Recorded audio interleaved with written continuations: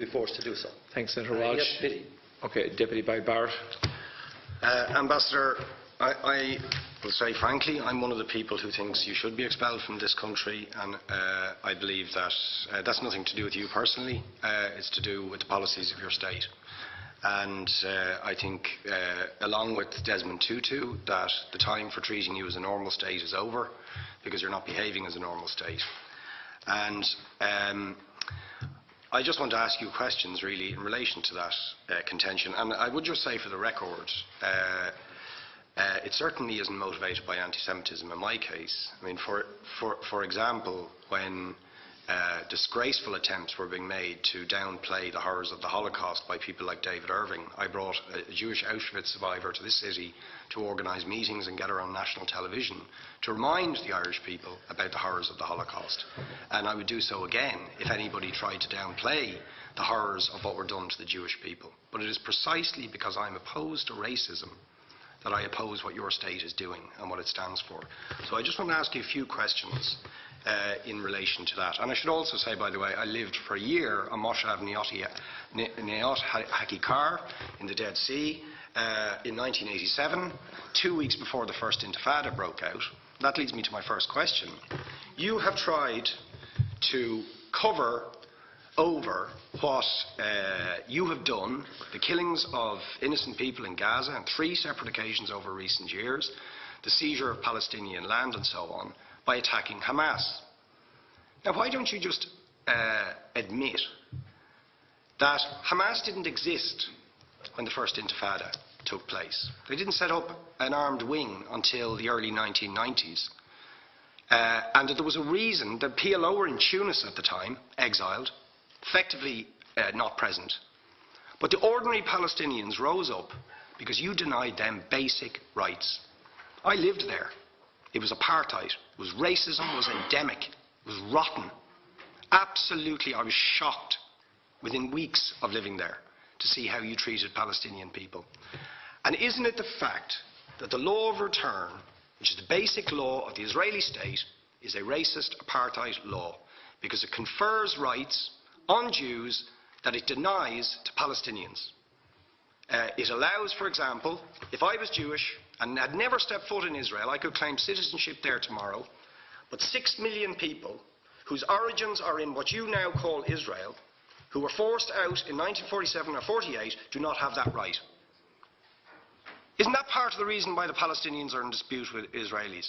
Because you deny them the right to return to their homes and to their land and to their villages, and that they have a legitimate claim, even under international law, to return, but you deny them that right. Why do you deny them that right? And why do you give that right to other people who have no connection whatsoever with the land, whether you call it Israel or whether you call it Palestine?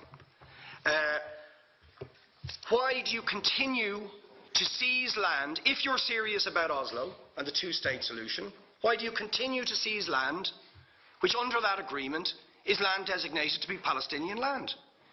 500,000 people, most of which has taken place since Oslo. You allow that to happen.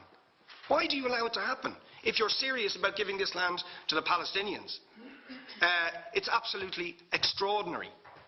And it just, are you not just taking us, Ambassador, for idiots?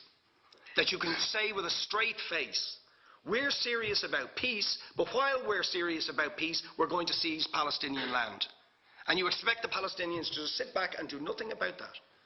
And the world to accept that that is an acceptable way to behave. And you asked earlier on, could we have some constructive solutions? Now, you know what the Palestinian people have been asking for.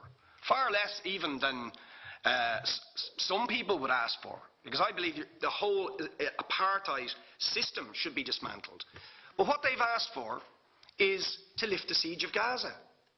Just to lift the siege of Gaza. Let them have an airport. Let them have ports. Let them not be dictated to by a government for whom they do not vote as to what can go in and out of their territories, whether they will have power, whether they will have clean water, whether they will have medicine. What makes you think you're allowed to have nuclear weapons and the 4th biggest army in the world and visit destruction on the people of Gaza, but they have no right defend themselves. They have no territorial sovereignty over that land. Could you ask questions, please? How do you justify that? Yeah. All right. How do you justify those double standards? And very lastly, Ambassador, people like Bishop Tutu, Nelson Mandela, and I would certainly describe your state as a apartheid state, with different laws for people depending on their race or religion. Now, isn't that just the case that, for example, at checkpoints going into the West Bank, there's a channel if you're Israeli or European, and there's a channel if you're Arab? Just because you're Arab. If you came into Dáil Éireann and they stopped you and said, "Are you Jewish?"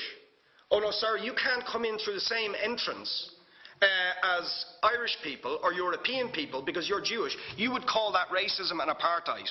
But yet, you practice that. You practice that with your checkpoints and your military barriers and your apartheid wall. How can you justify that? All right, thank you. Last